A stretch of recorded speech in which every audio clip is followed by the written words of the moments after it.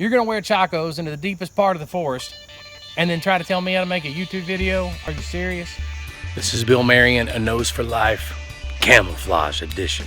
It's crazy, stay tuned.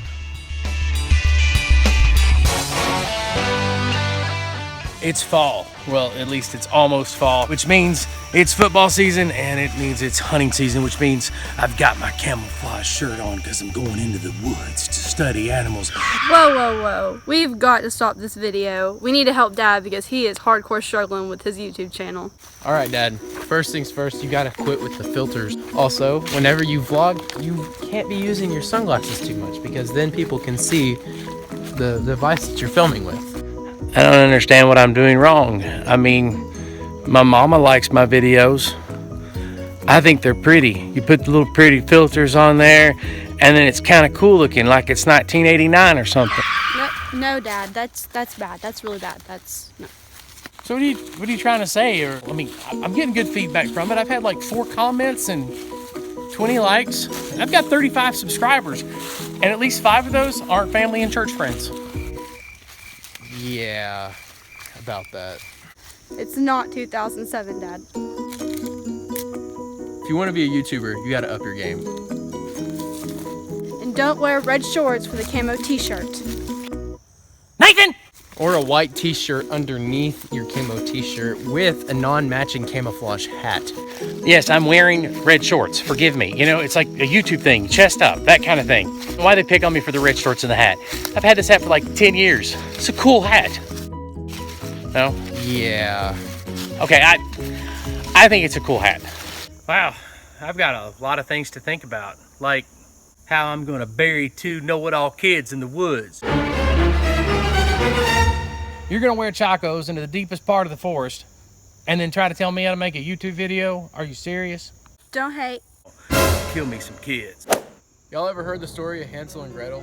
We left breadcrumbs. Now that I've gotten rid of 2 kids for now, let's talk about camouflage. When most people think about camouflage, they're either thinking about a trending clothing style or military uniforms, and upon occasion, those crazy people like me who chase animals in the woods. But in all of those cases, they're referring to Crypsis Camouflage, because there are many different types of camouflage, but today we're just going to focus on basic Crypsis Camouflage. Crypsis Camouflage is making an object or animal hard to see, hear, or smell. It includes reducing shadows, using artifacts from the environment to conceal the object or the animal. It includes color patterns and hiding the shadows, the natural shadows on our face. It includes using color patterns that blend into the environment, unless you're kicking it with style like Carolyn is here in this picture. But Crypsis Camouflage does have some limitations. One of the limitations of Crypsis Camouflage is that it requires you to be still and to be quiet. For example, in this particular picture, there is an animal, and no, this picture has not been altered in any shape or form. Can you guess what kind of animal it is? If you can, put it in the comments below. And if you cheat, I'll never know the difference. But notice what happens when I switch from the picture to the actual video. When I go to the video, notice how it's pretty easy to determine where the animal's at and what kind of animal it is. When it was standing still, it was really hard to see. But as soon as it starts moving, it gives up its camouflage.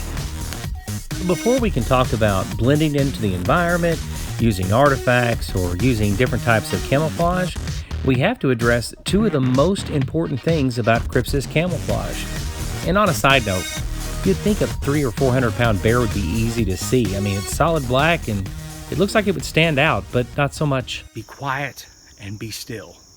And there you have it, being quiet and being still. They're the 2 most important ingredients in Crypsis Camouflage. All the neatest camouflage colors and blinds and tree stands in the world won't make up for these 2 most important things. Oh, and there's one more thing that's almost equally important, and that's light.